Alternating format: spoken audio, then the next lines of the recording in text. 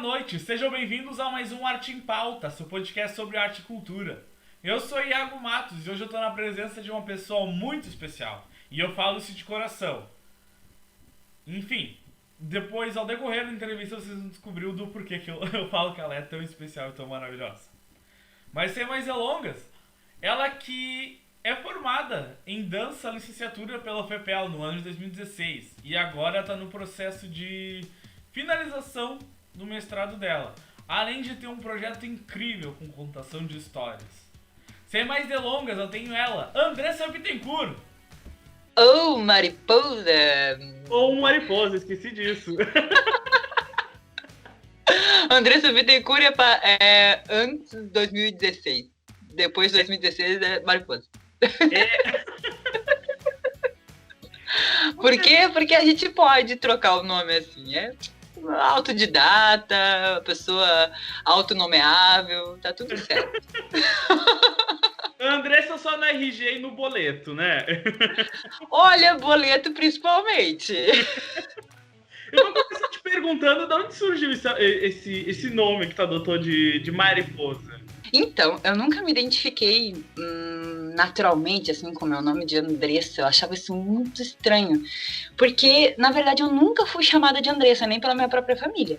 Minha família me chama de Dessa, as minhas irmãs, meu pai, minha mãe.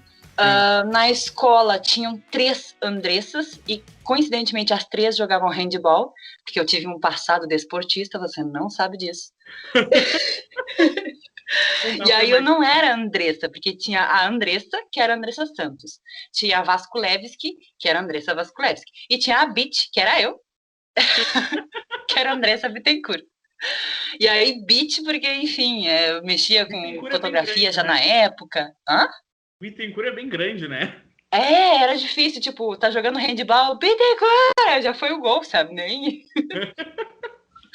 Enfim, e aí, pensando no nome artístico, na verdade nem foi pensando em um nome artístico. Uma vez eu estava numa oficina de palhaço, e aí a pessoa que estava ministrando e tal perguntou características do nosso dia, coisas que a gente fazia o dia a dia, né? E aí perguntou sobre os nossos hábitos, se dormia bastante, se fazia atividades mais durante o dia, mais de noite, enfim. E aí, nisso eu percebi que eu era uma pessoa extremamente notívaga. No dicionário, notívaga é quem usa as noites para pensar, trabalhar, exercer filosofia. E aí eu percebendo esses meus hábitos noturnos, então, e realmente até hoje meu pico cerebral, assim, de pensar e anotar coisa é 3 da manhã, não adianta, já tentei mudar isso de muitas formas, a gente tá aí com várias décadas de vida e não mudou. Então, aí, pensando nisso, e pensando na questão de gostar do fogo, de a própria contação de histórias, né, que surge lá nos nossos antepassados humanos que se reuniam na volta de fogueiras para passar informações. Então aí já existe uma certa narração de histórias. E juntando todos esses pontos, surgiu Mariposa. E uma vez, por um acaso, na verdade, não foi nem por acaso, eu estava pesquisando sobre essa origem, né, dos contos e como que essas coisas aconteceram. E eu descobri uma mariposa que ela realmente tem hábitos noturnos, que é diferente das borboletas, que têm hábitos diurnos, e as mariposas, diferente das borboletas, mantêm as asas abertas quando estão pousadas, diferente das borboletas que ficam em formato de V. Outra diferença que eu descobri foi que existe uma mariposa gigante, que ela é quase do tamanho de um braço de um adulto, ela é muito grande mesmo. Sério mesmo? E ela se chama mariposa atlas gigante. E pesquisando sobre toda essa função, enfim, eu descobri que as mariposas têm atração pela luz do fogo. Elas, por isso que às vezes a gente vê essas bruxinhas batendo com a cabeça na lâmpada, sabe? Elas, é sério, tadinhas, elas confundem com a luz da lua, enfim, várias historinhas tem aí por trás. E aí eu vi que a mariposa atlas gigante, ela tinha uma vida muito curta. E curiosidade, ela não tem boca, a mariposa atlas gigante. Ela sobrevive da reserva larval.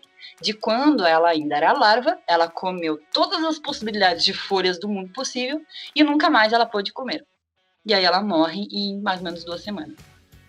Pô, mas pô, tu toda uma vida de larva só comendo, metendo pra dentro e depois tu falece já em 2 semanas? Ah, não. Tu Não, fora nem dá pra fora ter passado ali pra virar um ovinho, um casulinho, né? Depois você vira a mariposa, de fato. Ah, tá louco. Ah, não. E eu achei isso tão poético, tão lindo, tão... Ai, como é que é aquela palavra? Antropofágico. Pausa dramática para lembrar, né? Porque não, enfim.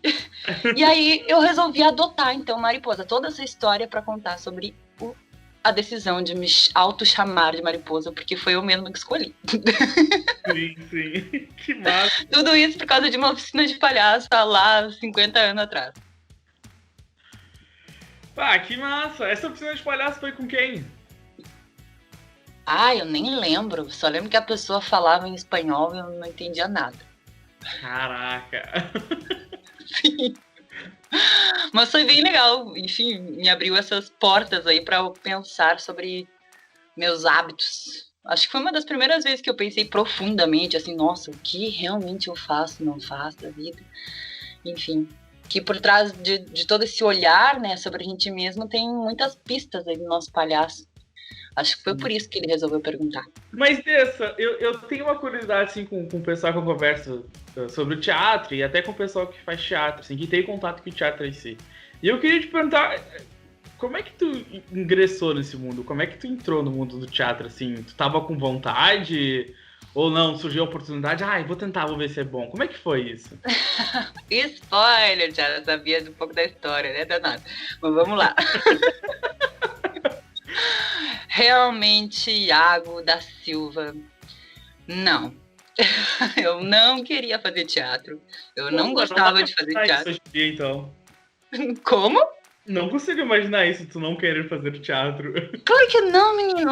Minha mãe me enfiou no teatro lá na escola. Eu detestava fazer aquelas aulas. Meu Deus, ficar me expressando. Eu nunca vou esquecer de uma aula que a professora de teatro disse assim: vocês agora vão passar por um túnel cheio de espinho. Iago, você não faz ideia o quanto eu sofri para passar naquele túnel de espinho inexistente. Socorro, isso foi extremamente traumatizante na minha vida. E ficar agoniando lá na frente dos outros foi terrível. Eu odiava fazer teatro. E a minha mãe me botou no teatro justamente para perder a timidez, que eu era uma pessoa absurdamente tímida, do ponto de, eu sempre falo, de não poder nem atender o telefone, eu morria de vergonha. Enfim, anos passaram-se, aí, isso era na escola, né? Aí um dia eu vi na frente do Teatro 7 de Abril, quando ainda ele estava aberto, tinha uma plaquinha avisando sobre aulas de teatro. E eu, fiquei com aquilo na cabeça, nossa, será? Que legal, né? Poxa. Aí eu pensei, tá, pode ser que lá seja um pouquinho diferente, porque no fundo tinha alguma coisa que eu gostava, né, dentro das aulas de teatro. Não gostava talvez da metodologia da professora, talvez não gostasse muito dos exercícios em si. Claro, ainda estava superando a questão da timidez, né, de se expor, de permitir-se passar pelo ridículo, enfim, todas as coisas que a gente sabe sobre se superar no teatro. Sim, sim. Não se permitindo a ter aquele jogo. Ai, sim, fundamental. E eu ainda não tinha isso interiorizado, sabe? Então, tava naquele processo da timidez, superando a timidez, achando legal o teatro, mas também não achando muito. Fui fazer a tal aula de teatro no Teatro do COP com o Flávio Dornelles. Chegando lá, no meu primeiro dia, vou contar um caos. Coisas traumatizantes que a gente passa com o teatro. Na minha primeira oficina, primeira noite, eu era bem início de adolescência, assim. Enfim, meu primeiro dia, eu não conhecia ninguém, assim, mal tinha conversado com o Flávio uns dias antes para fazer a matrícula. A turma já estava em andamento, eles já estavam em montagem de uma peça. E naquele dia, eles estavam fazendo um exercício de improvisação. E aí, eu sabe-se lá o que era improvisação, não entendia nada disso, mas era para montar uma microcena de Romeu e Julieta. E aí, eu conto essa história para várias pessoas, talvez não conheçam. Eu contracenei com o Lucas Galho. Eu era a Julieta, ele era o Romeu. Só que aí, Iago, imagina a cena, tá? Eu contextualizei que eu era iniciante, contextualizei que eu tinha vergonha, enfim, tudo isso. Aí, nesse primeiro dia de aula de teatro, contracenando Romeu e Julieta com o Lucas Galho, ele não combinou isso, mas no meio da cena, eu estava sentado numa cadeira, né, pra fazer a cena lá, nem lembro o que era, mas ele tirou a minha meia, que eu tava de meia no palco, olhou pro meu pé e chupou meu dedão.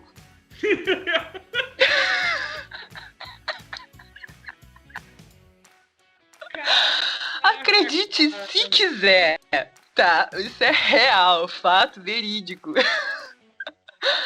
Eu não soube onde me enfiar, aquilo não fazia parte do combinado. Eu quase tive um infarto em cena. Não sei como acabou, não sei como eu voltei pra casa, só queria me enfiar num buraco. Mas aí eram 2 vezes por semana os encontros. Na outro dia lá estava a dona Andressa da Silva lá, maravilhosa, presente, voltando a ensaiar, achando aquilo muito divertido. Muito bem. Não obstante dos... Marcando sua vida no Ó. Gordô, peraí. Que amor. Opa, saúde.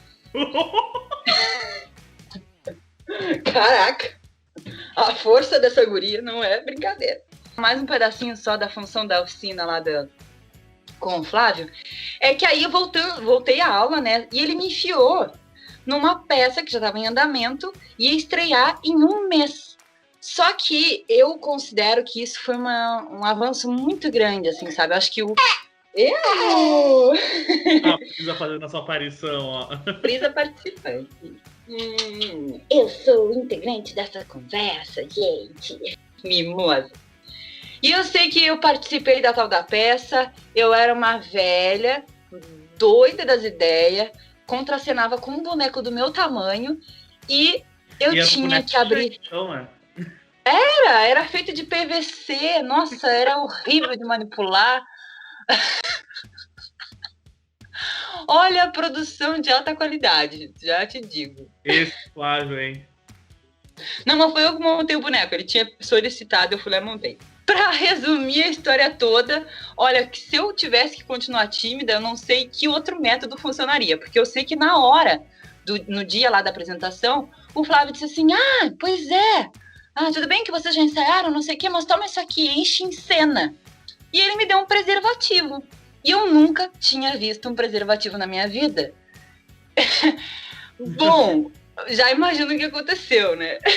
Na hora específica lá que ele tinha solicitado para eu abrir o preservativo e encher, feito um balãozinho, para começar eu não sabia nem abrir o pacote. Segundo, que eu não sabia nem como espichar aquele balão. Terceiro, que aquela merda ficava resbalando.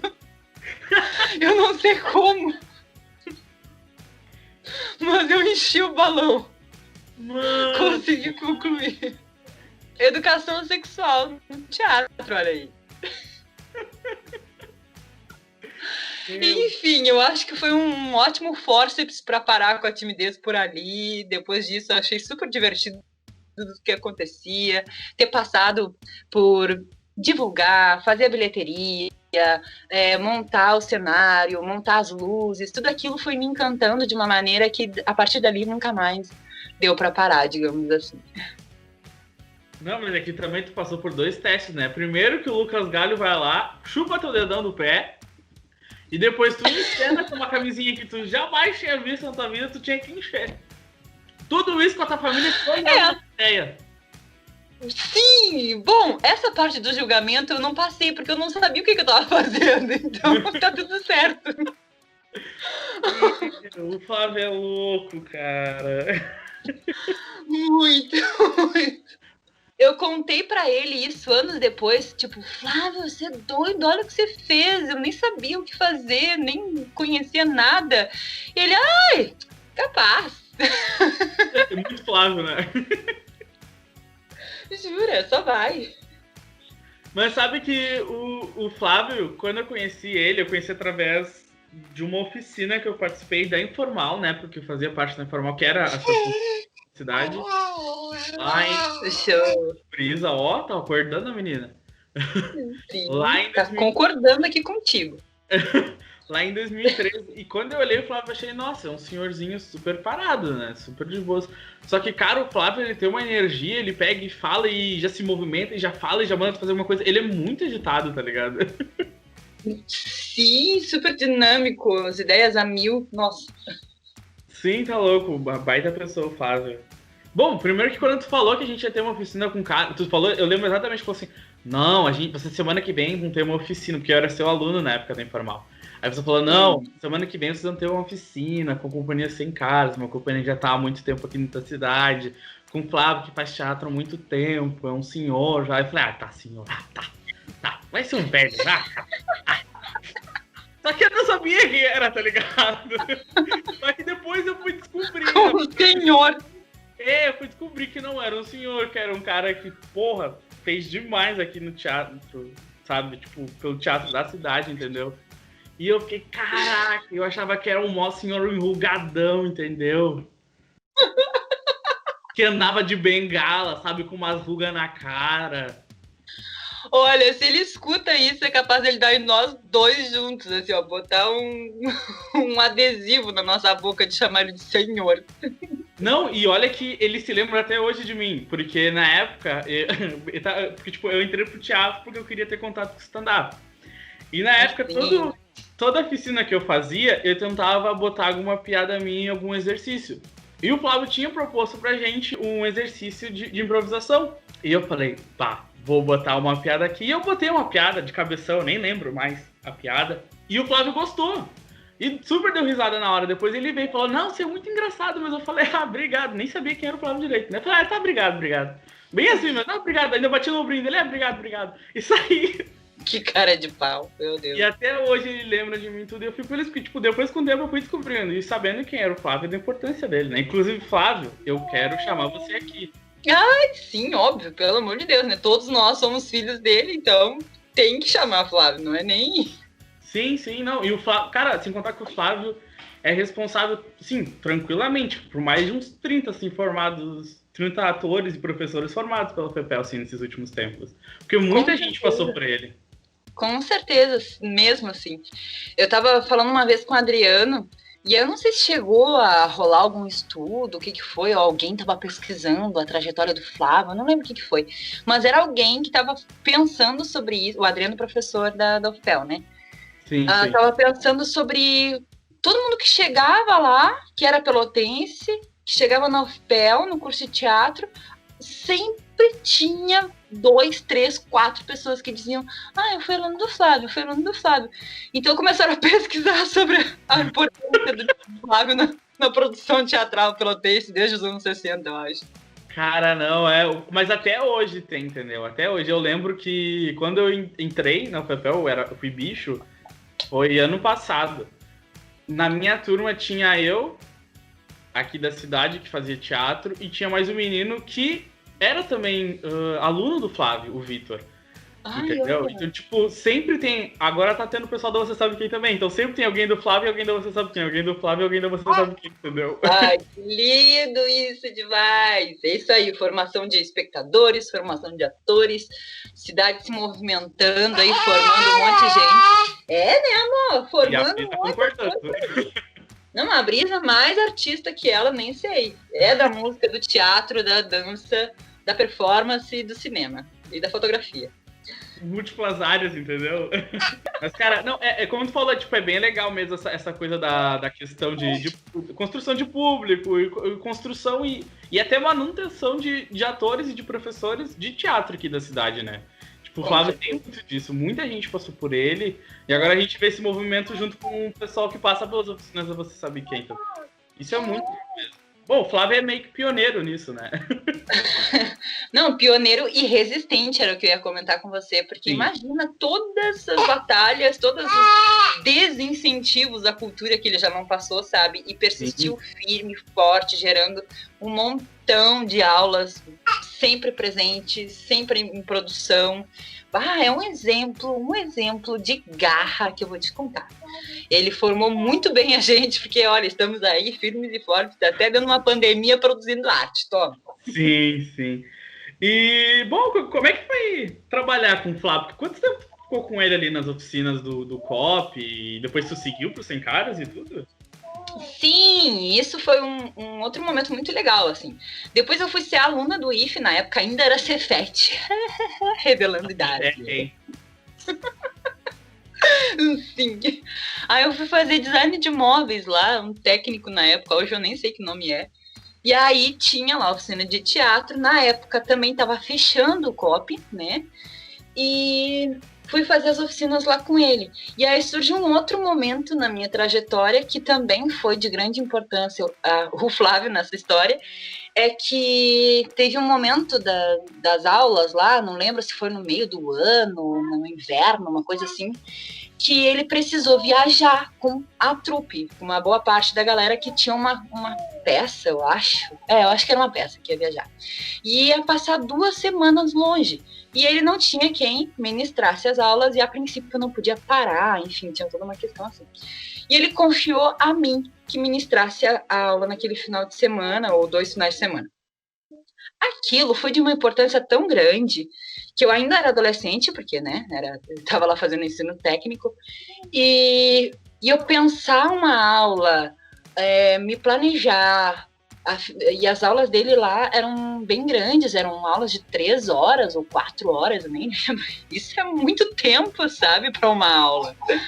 E ser minha primeira oportunidade de docência, digamos assim, foi muito da hora, foi incrível colocar os exercícios ali na prática, ver as pessoas realizando, ver a imaginação das pessoas naquele momento, e isso foi muito, muito marcante para mim. A partir dali eu pude perceber um pouquinho de o que eu poderia fazer, sabe? Que rumos a minha carreira poderia tomar. Comecei a sentir o gostinho da docência.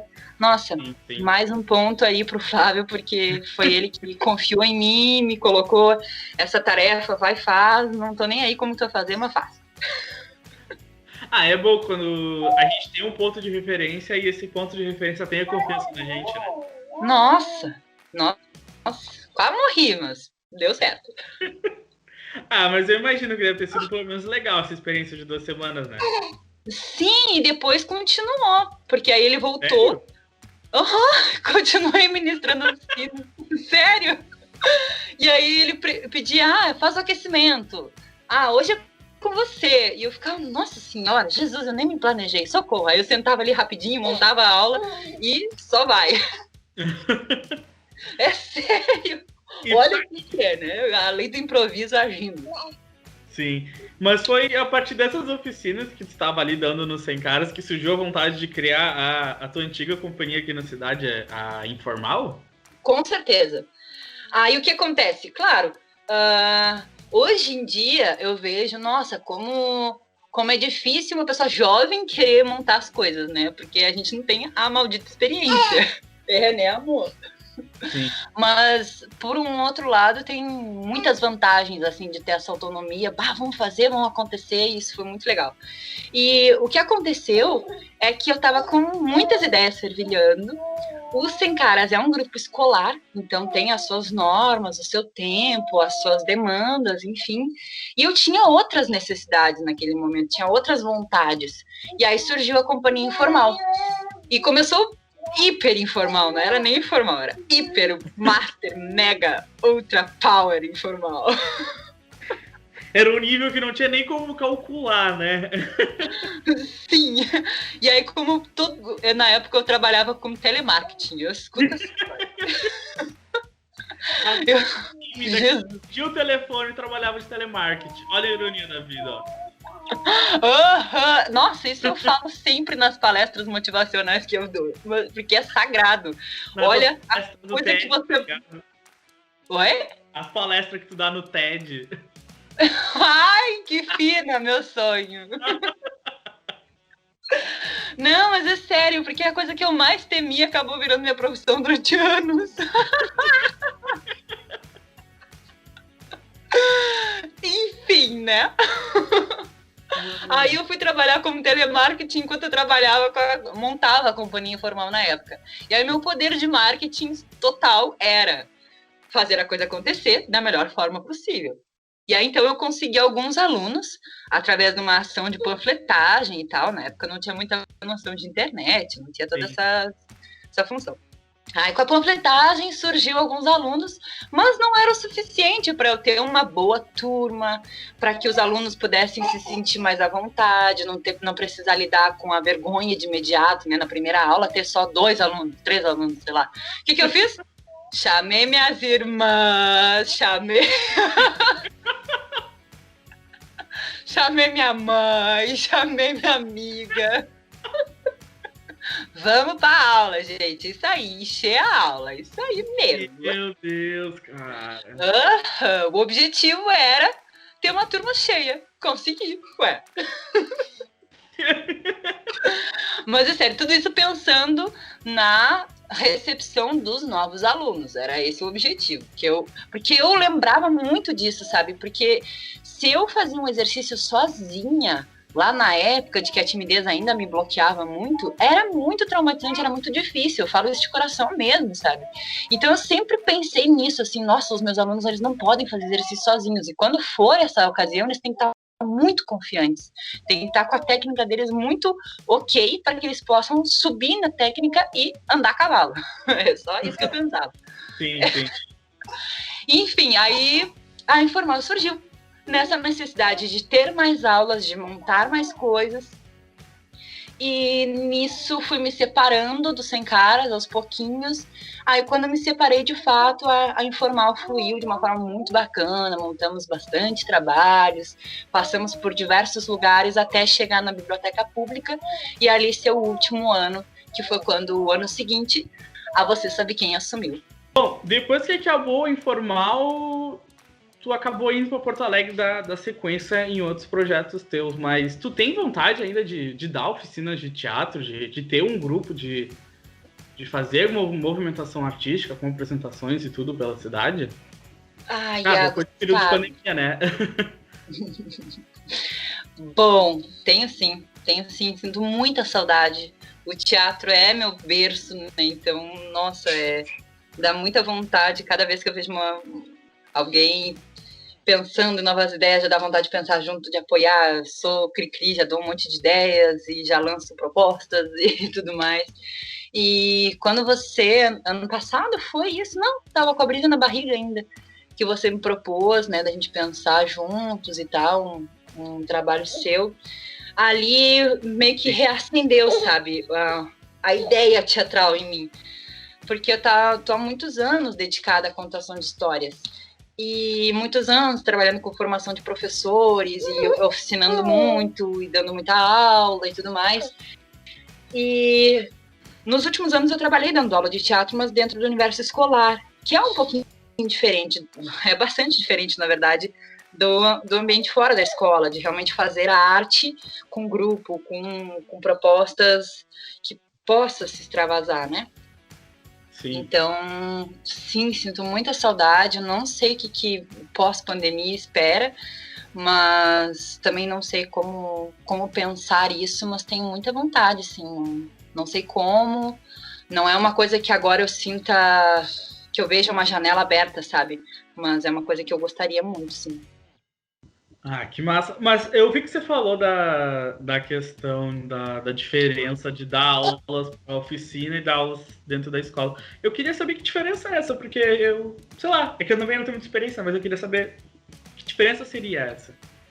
Bom, primeiro que nas escolas que eu trabalhei nos últimos anos foi basicamente com crianças de primeira infância e até sexto ano do fundamental. Então é uma galerinha pequena, sabe? E é muito gostoso, é super divertido, mas a proposta é outra. E eu gosto muito de trabalhar com adultos, com jovens e adultos.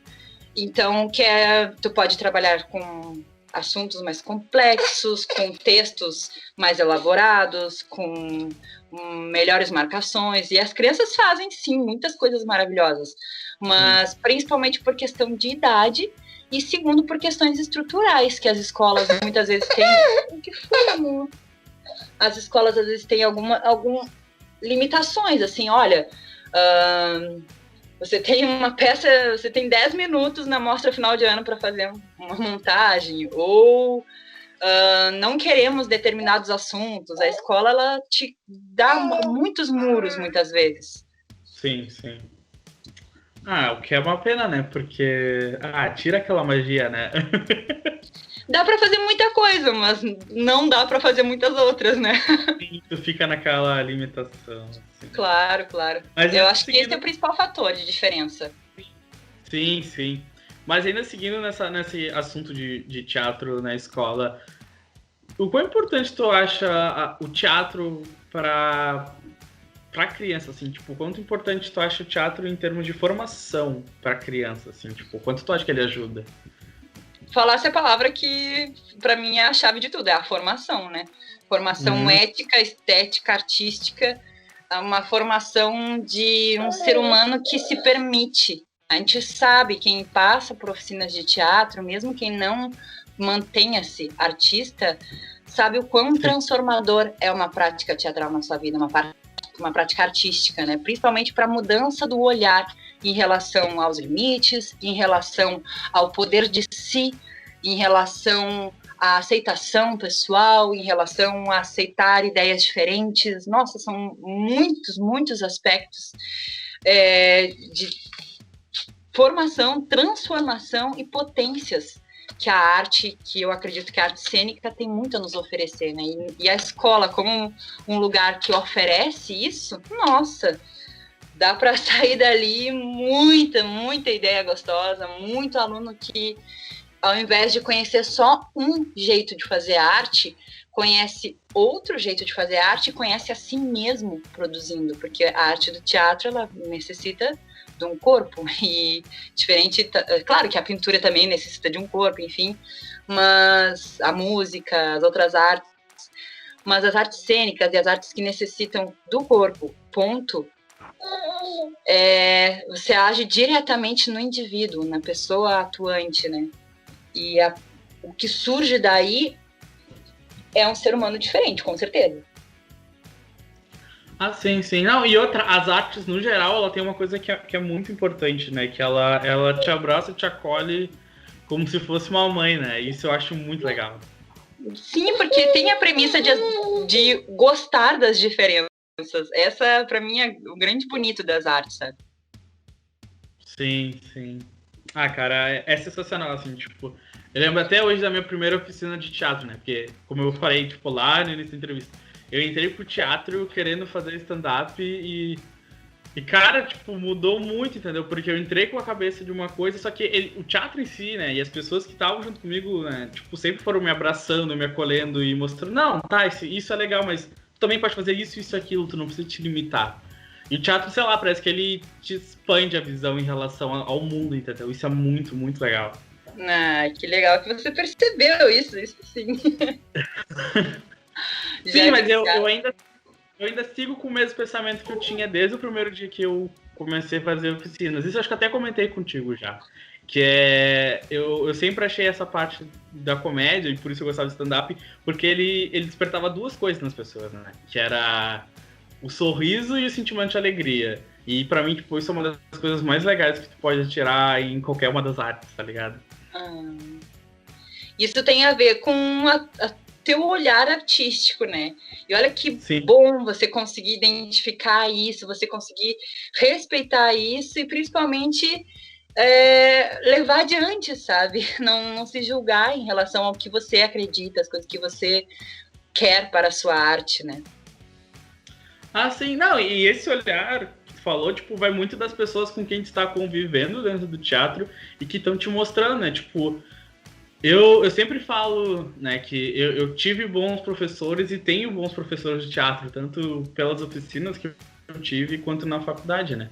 E uma coisa que eu acredito fielmente, e depois eu conversei com outra professora da faculdade, que a gente é o espelho daquelas pessoas que ensinam pra gente.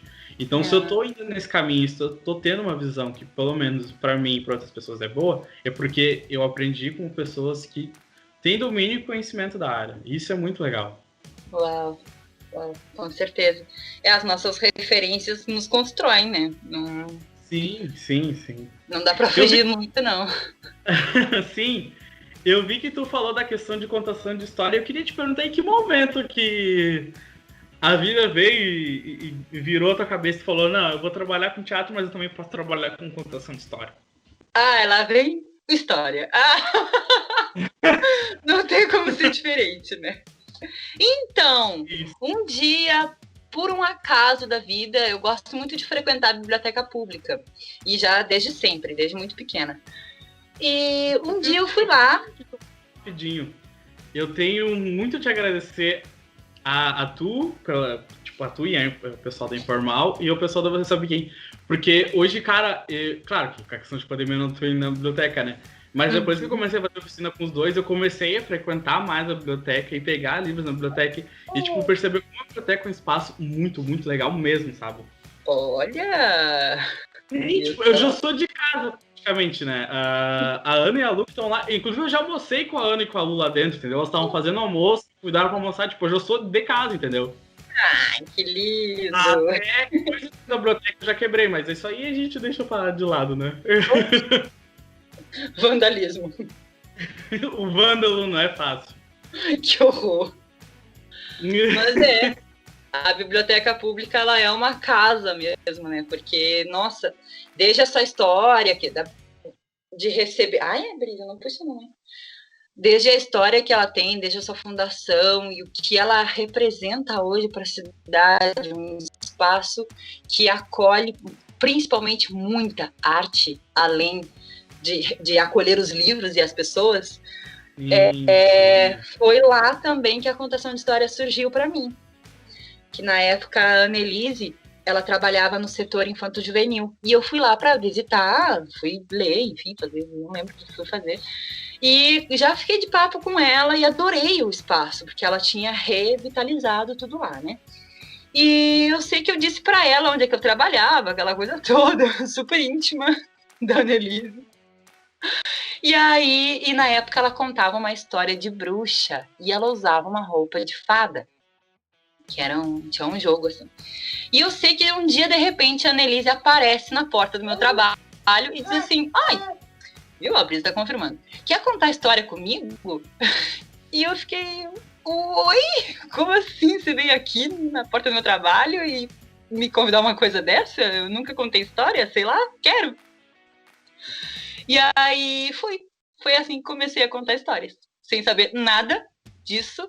E desde o primeiro dia, desde o primeiro momento, mergulhei de cabeça, nunca mais parei de ler compulsivamente livros infantis e infanto-juvenis, e pesquisar muito, até o momento que agora estou fazendo uma pós em narração artística, a pessoa não larga do meio acadêmico de jeito nenhum.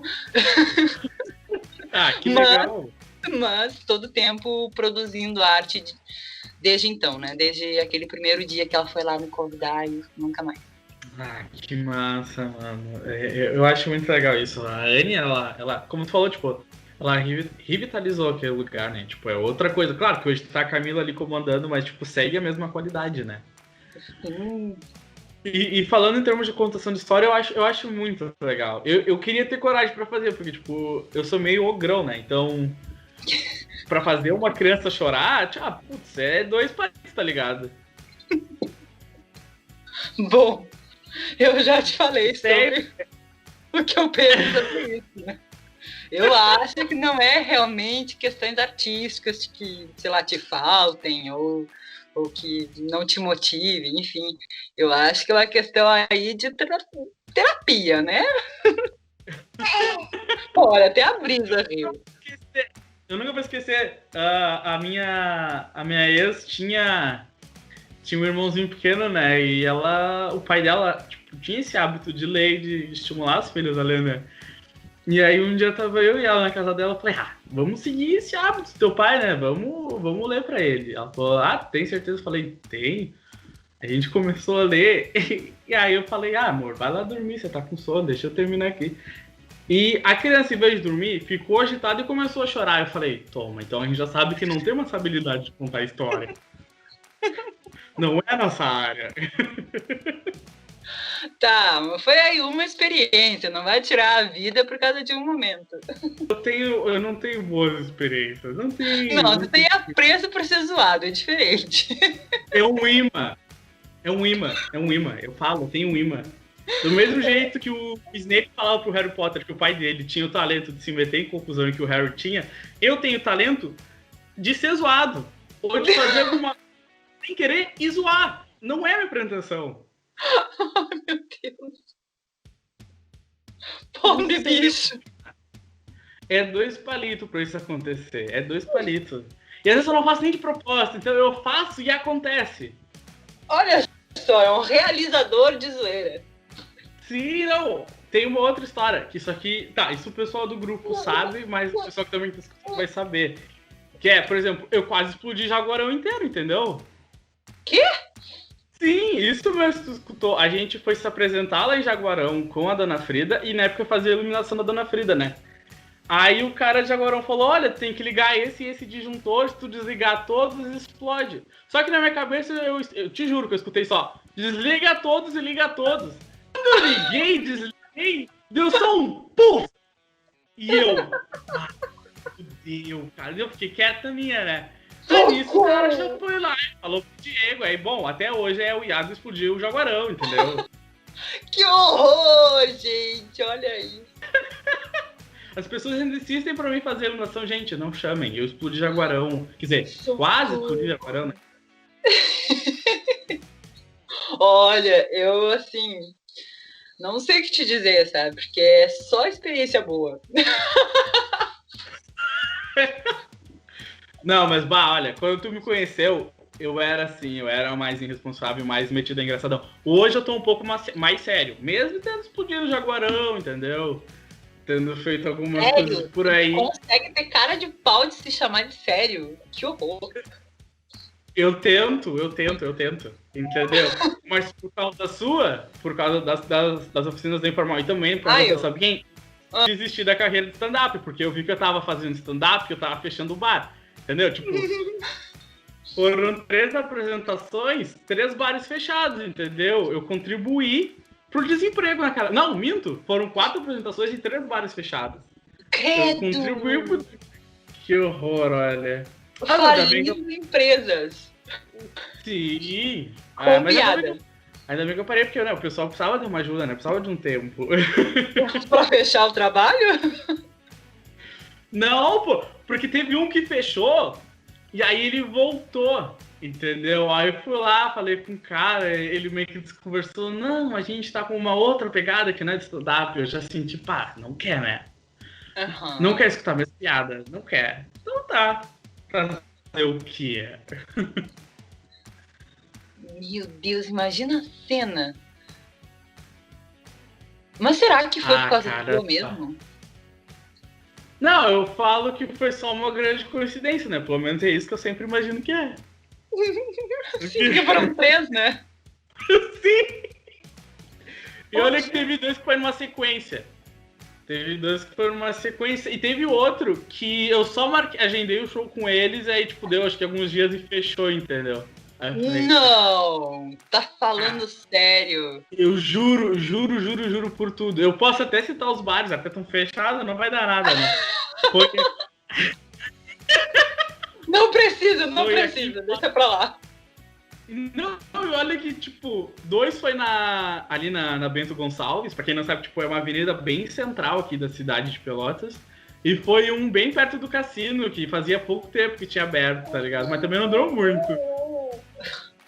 Ou seja, né, fechando bares intermunicipais com as piadas do Iago.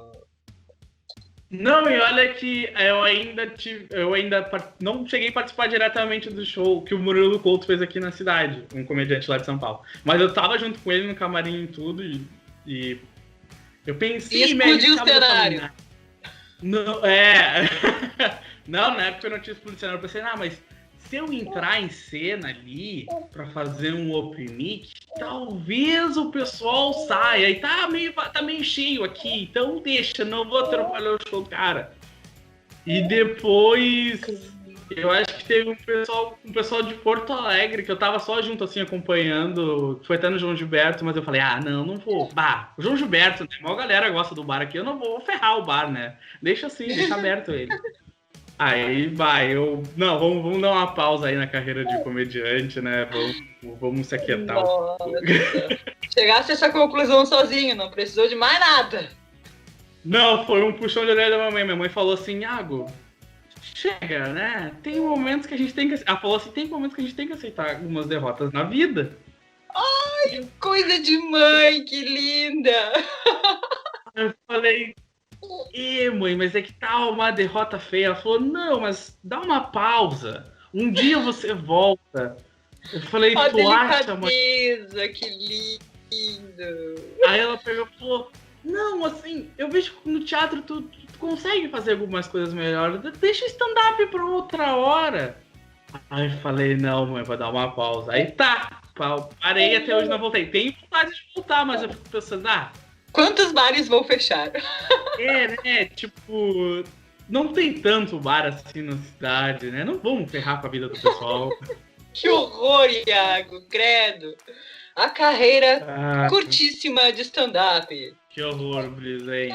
Mas é que é muito estudo, vamos combinar, né? A gente tinha conversado já outro dia sobre a profundidade de estudos que tem que ter para entender a comicidade, para entender o riso, para entender o timing, para entender de roteiro, para entender tipos de público, onde apresentar, como apresentar, o tempo envolvido naquilo. Nossa, é muita coisa para estudar, para fazer stand-up de qualidade, que não seja ofensivo, que também não seja só dentro do stand. Eu não sei como é que chama quando as pessoas fazem politicamente correto, assim, sabe? Enfim, é uma área muito difícil para ser de qualidade e respeitosa. É muito difícil. Não, tô louco. Sem contar a pressão, Andressa, porque é só tu sozinho no palco, tá ligado? Qualquer erro que dá, tu tem que te virar, velho. Uhum. Não é suave, não. Tá, mas bom. Saindo, assim, desse meio do stand-up, assim, dessa conversa que a gente tava tendo. Uhum. E focando na parte de contação de histórias, tu tem algum projeto com a própria contação de histórias, assim, tipo... Sim! Então, a pandemia trouxe uma outra realidade para o meu trabalho, porque até então era super presencial, eu atendia diversas cidades do interior, levando oficinas de formação para novos contadores. E aí, nesses novos contadores, entra pais, mães, professoras, professores, comunicadores, jornalistas, outros contadores de histórias, enfim. Todas as pessoas que identificam na contação de histórias uma possibilidade de desenvolver a sua oratória, desenvolver seu perfil palestrante. Tem algumas pessoas que colhem dentro da arte da contação para levar para a palestra.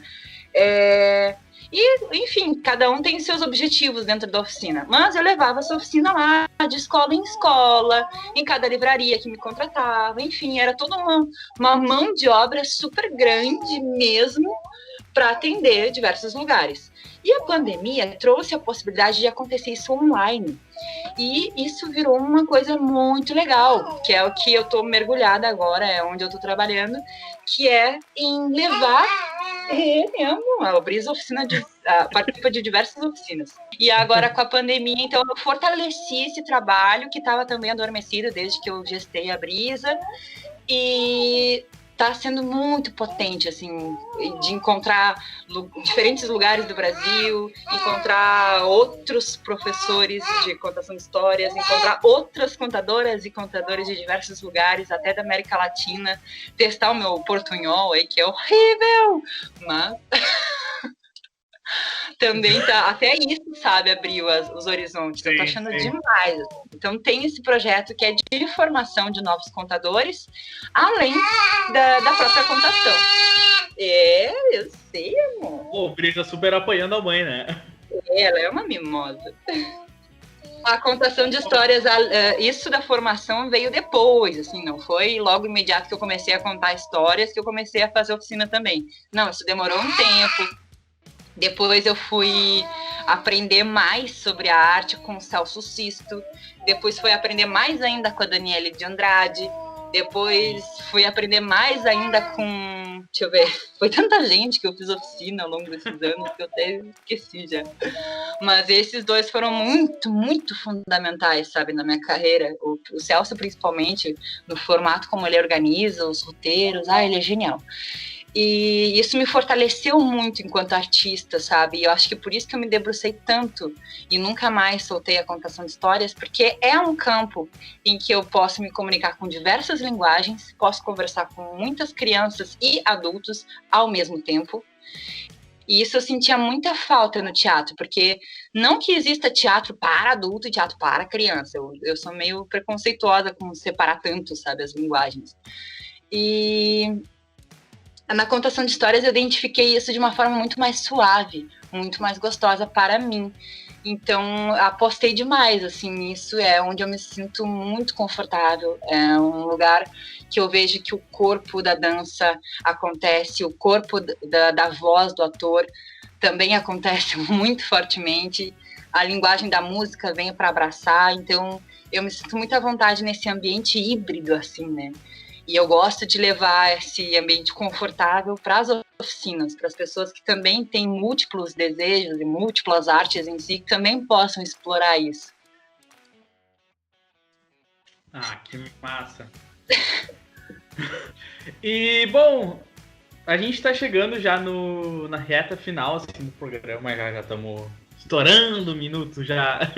Nossa! E eu tenho muito a te agradecer pela entrevista e tudo. E, bom, antes da gente terminar, eu queria te perguntar, tu tem alguma dica que tu deixa para quem tá começando nesse caminho da contação de histórias e tudo? Primeiro, siga o Arte em Pauta, que vai ter muito mais entrevistas super interessantes com diversos artistas locais, internacionais. E segundo... A segunda dica que eu dou, então, para esse momento, quer começar a contar histórias, não sabe nem por onde fazer isso, eu ia dizer, siga meu canal. Eu sugiro que, primeiro, você se perceba que tipo de histórias tu já fala naturalmente nas rodas de conversa, com os amigos, no bar, que coisas as pessoas gostam de te ouvir falando. Olha para esse lugar onde tu já fala coisas que tu sente à vontade e começa a ler, a procurar na internet outros contadores e outras contadoras de histórias. Começa a ir em livrarias, procurar PDF solto, sei lá, procura de alguma forma histórias diferentes, que aí você consegue ver dentro desse panorama gigante o que mais te chama atenção. E escolhe uma e lê. Lê para você mesmo, lê para um amigo no WhatsApp, grava ali no áudio. Oi, tudo bom? Estou aqui estudando uma história. Posso te contar? Estou treinando, então não vai levar muito a sério. Enfim, testa de diversas maneiras essa contação para fazer ela acontecer.